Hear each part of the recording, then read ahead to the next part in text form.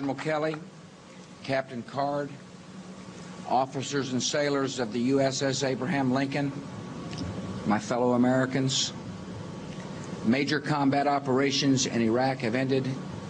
In the Battle of Iraq, the United States and our allies have prevailed. Well, it was the victory speech before the battle was actually won. On May 1st, 2003, exactly 10 years ago today, a triumphant President Bush landed on the USS Lincoln and declared victory over Saddam Hussein and his allies. The speech happened just 2 months after American troops stormed into the country. A massive mission accomplished banner actually hung in the back. But on the anniversary of this infamous speech, let's take a look back at what the U.S. actually accomplished in Iraq and where the country stands today. Now, by the time President Bush made this speech, in this battle, we have fought for the cause of liberty and for the peace of the world. Our nation and our coalition are proud of this accomplishment. The U.S. had conducted a massive bombing campaign and engaged in skirmishes with Iraqi troops. The stated goals for entering this war were to topple Saddam Hussein and free the Iraqi people. Well, with Saddam Hussein on the run and Baghdad overrun by coalition forces, President Bush moved on to his next goal: find and obtain weapons of mass destruction. We have difficult work to do in Iraq. We're bringing order to parts of that country that remain dangerous.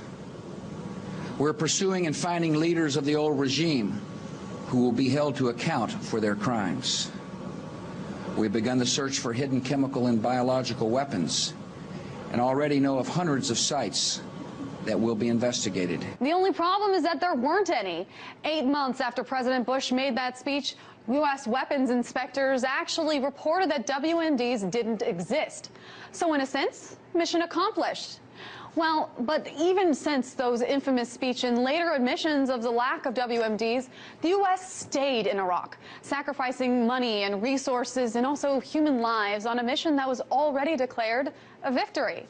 Now, let's look at the money of this. In September 2002, White House advisors estimated that the conflict would cost somewhere between $100 and $200 billion. But by 2006, the U.S. had tallied over $1 trillion in expenses and counting. In 2007, President Bush again approached Congress to ask for an additional $46 billion for overseas military operations. Today, here's a look at the total amount of money spent in Iraq. I should mention that these numbers are on the conservative end. This is because it does not account for the hundreds of billions of dollars the U.S. will spend on future veteran care and also interest on our debt. Also important to note, according to the Iraq Rebuilding Inspector General, of the $60.5 billion effort to rebuild the country, at least $9 billion was wasted or subject to fraud. That's 14% of the total. Now, let's talk about lives lost. More important than the money is the human toll of this war. Since that day on the USS Lincoln, 3,424 American troops died in combat. Numbers for Iraqis are harder to come by, but estimates say anywhere from 112 to 122,000 civilians actually died. And as for the promise to liberate the Iraqi people, when Iraqi civilians looked into the faces of our servicemen and women, they saw strength and kindness and goodwill.